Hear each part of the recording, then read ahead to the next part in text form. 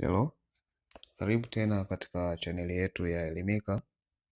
Katika video hii tutakuelekeza jinsi gani unaweza ukapata mfumo wa maombi wa ajira za kujitolea ama mkataba zilizotangazwa na TAMISEMI tarehe 13 Januari 2026.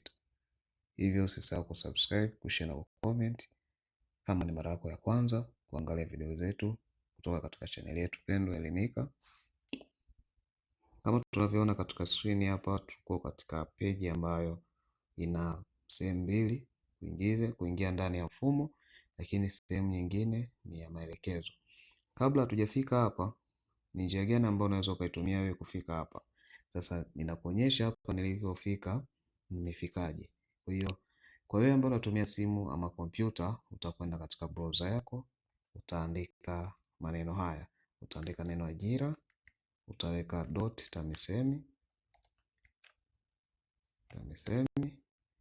.tamisemi.go.tz.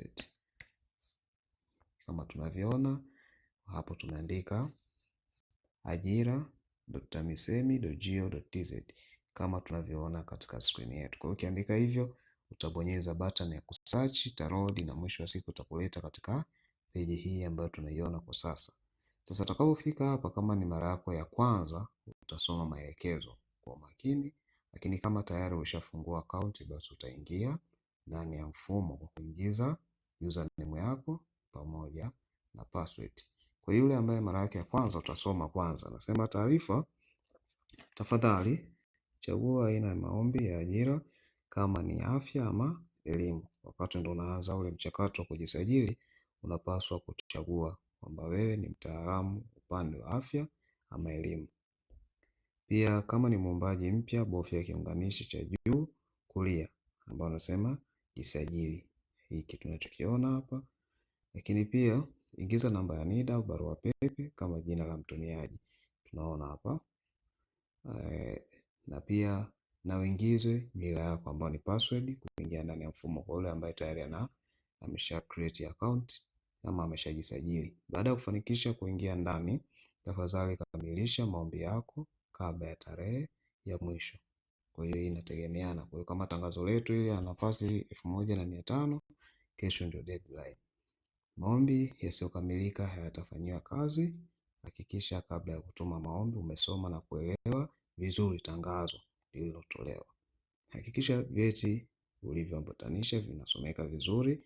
Kwa kama unaskani kwa kutumia simu, basi hakikisha kila kitu kinaonekana vizuri. Kuwasilisha taarifa za kukuza. Kwa hiyo kama taarifa zako si za kweli, umeamua tu kuforce ili kuweza kutuma maombi, basi itapelekea hatua za kisheria kuchukuliwa dhidi yako. Lakini hapa pia kuna kiunganishi kingine tunaambia bofya hapa ili kujisajili kwa ajili ya kutuma maombi.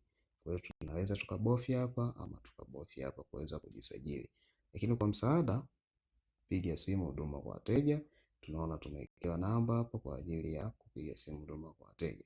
Kwa hiyo kwa wewe ambaye ni mara yako ya kwanza, utabonyeza bofya hapa ama utabonyeza jisajili. Utafunguka hii page, utaingiza barua pepe, email yako hapa. Utaweka password ambayo utahitaji kuitumia, lakini pia utaithibitisha, maana yake utairudia. Utachagua aina kama tulivyoona kule katika maelekezo, aina ya maombi. Kwa hiyo kama ni mtaalamu wa elimu, mfano ni walimu, utabonyeza elimu.